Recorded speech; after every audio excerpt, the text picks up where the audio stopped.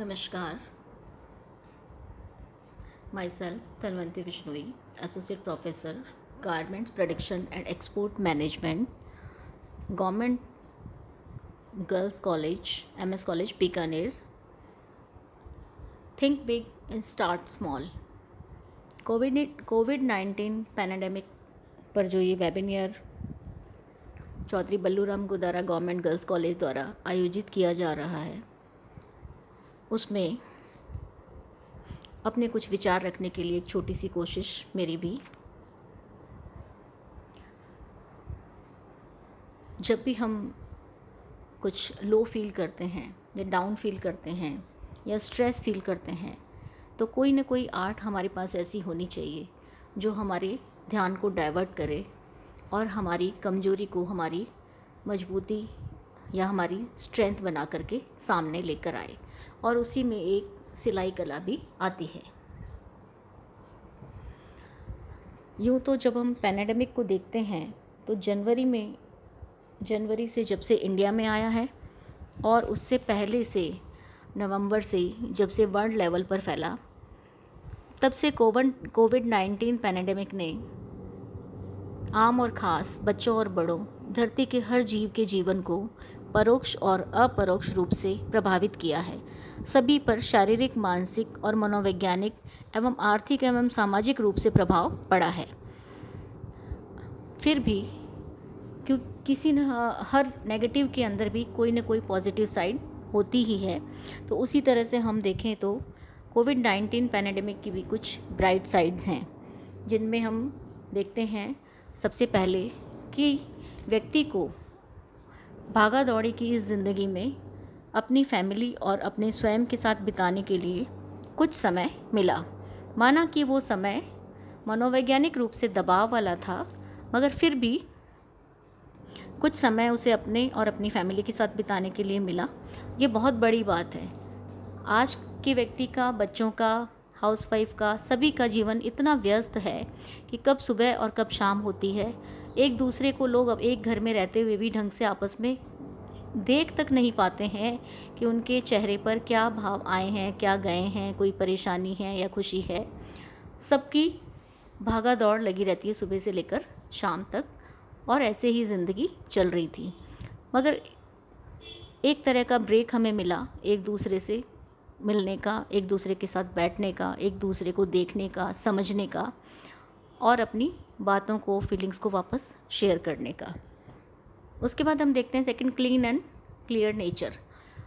Pandemic में जितना भी लॉकडाउन हुआ वर्ल्ड लेवल पर, उसमें हम देखेंगे कि प्रकृति को अपने आप को रिनोवेट करने के लिए, अपने आप को पुनः रिकवर करने के लिए बहुत अच्छा टाइम मिला, जिसे मनुष्य कितने सारे प्रोजेक्ट और कितने सारे पैसों के साथ भी कुछ नहीं कर पाया।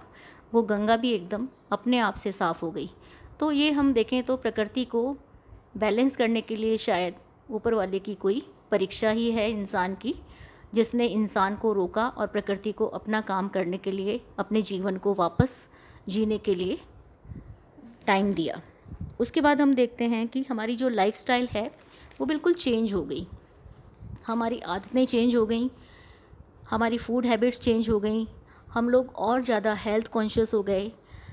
हमें मेकअप से, पार्टी से या नए क्लोथिंग से एक तरह का इंटरेस्ट हमारा बिल्कुल कम हो गया। आउटसाइड के फूड से हम लोग डरने लगे, चाहे डर की वजह से, और धीरे धीरे 1-2 महीने बाद में उसका इंटरेस्ट भी अपने आप कम हो गया। तो सादे भोजन पर हम लोग आ गए और हमारी बॉडी का जो मूवमेंट है वो भी, जो ओवर रहता था दिन भर में, वो बिल्कुल मिनिमाइज़ हो गया और हेल्दी वे में कन्वर्ट हो गया। ये भी एक बहुत बड़ा फैक्टर है जिसने हमारी पूरी लाइफस्टाइल को चेंज किया है। उसके बाद अभी ये जो वक्त है, ये बहुत अच्छा है बैठकर सोचने के लिए, देखने के लिए कि हम ज़िंदगी को किस दिशा में लेकर जा रहे थे। इंसान को ये भ्रम हो चला था कि जैसा वो चाहेगा वैसा हमेशा होता रहेगा, मगर प्रकृति ने हमें ये बताया कि जैसा वो चाहेगा या इंसान चाहेगा वैसा हमेशा हो, ऐसा संभव नहीं है। बहुत सारी बार चीज़ें प्रकृति जैसे चाहती है वैसे भी होता है। तो प्रकृति और वातावरण के अकॉर्डिंग भी अपनी लाइफ को हमें सस्टेनेबल डेवलपमेंट की तरफ ले जाना पड़ेगा। प्रकृति और वातावरण के साथ हमें, उनके सम्मान के साथ हमें अपने जीवन के सामंजस्य को बिठाना पड़ेगा। हमारी प्राथमिकताएं हम देखें तो वर्तमान समय में दोबारा से डिज़ाइन करने की ज़रूरत है। इंसान जो पहले भौतिक सुविधाओं के पीछे भाग रहा था, वो अब वापस अपनी प्राथमिकताओं में हम आज देखें तो हेल्थ को फर्स्ट नंबर पे ले आया, फूड को सेकंड नंबर पे, एजुकेशन थर्ड नंबर पे आ गई, और क्लोथिंग तो बहुत पीछे चली गई, ट्रैवलिंग उससे भी पीछे चली गई। तो हमारी सारी प्राथमिकताओं को हमें नए सिरे से देखने का मौका मिला और उन्हें समझकर आगे का जो जीवन है उसके अकॉर्डिंग उसको हम कैसे व्यवस्थित कर सकते हैं। मूविंग टूवर्ड्स ट्रेडिशनल प्रैक्टिसेस की तरफ इंसान वापस लौटने लगा। कहते हैं ना कि किसी भी विकास की या उन्नति की एक ऊंचाई होती है, उस ऊंचाई पर जाकर के जब वो रास्ता बंद हो जाता है, ख़त्म हो जाता है, तो इंसान वापस पीछे नीचे की तरफ उतरने लगता है। और वही स्थिति हमारी आज कोविड-19 ने कर दी है।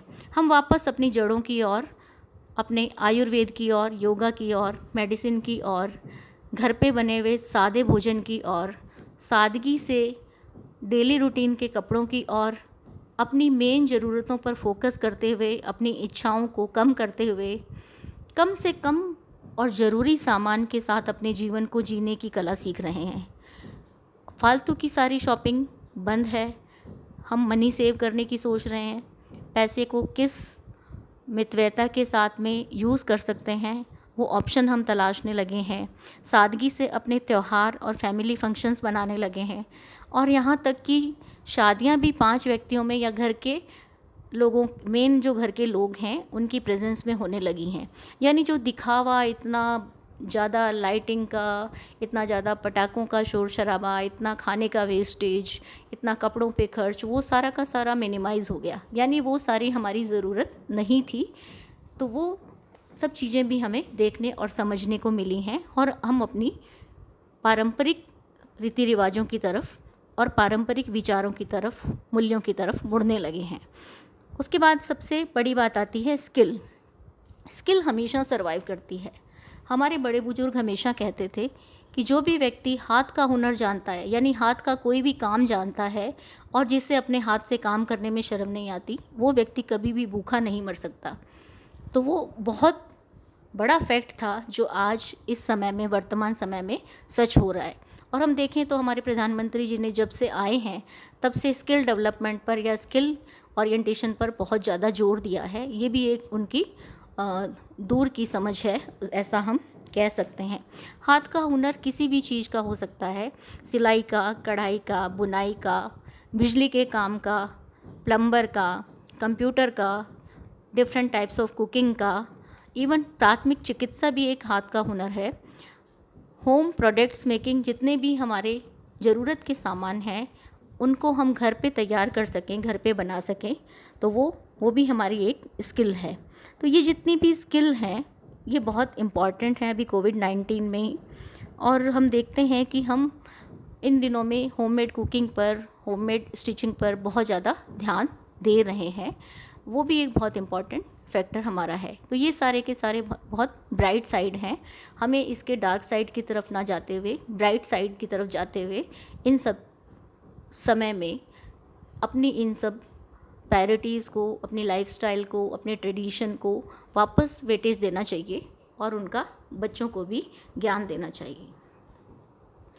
मास्क फॉर कोविड-19, अगर हम अपने सब्जेक्ट के हिसाब से देखें, होम साइंस के हिसाब से भी और हमारे garment production and export management के हिसाब से भी, तो एक बहुत ही बड़ा बिज़नेस खड़ा हो गया है आज की डेट में। कोविड-19 ने एक छोटे से मास्क, फेस मास्क, यानी एक छोटा सा फेस मास्क जो आपको कीटाणुओं से बचाने में मदद करता है, वही एक ग्रास रूट से लेकर के, एक ज़मीनी स्तर से लेकर के ग्लोबल लेवल का बिज़नेस बन गया है।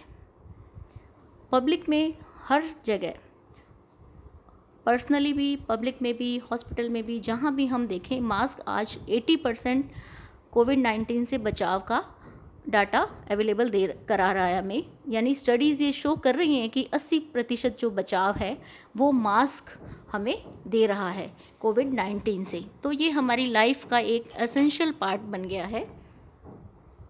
मास्क में हम जाते हैं, 2 तरह के मास्क आते हैं। एक मास्क मेडिकल मास्क होते हैं। मेडिकल मास्क में एक N95 मास्क होते हैं, सर्जिकल मास्क होते हैं जो स्पेशली डॉक्टर्स या मेडिकल टीम के लिए काम में लिए जाते हैं।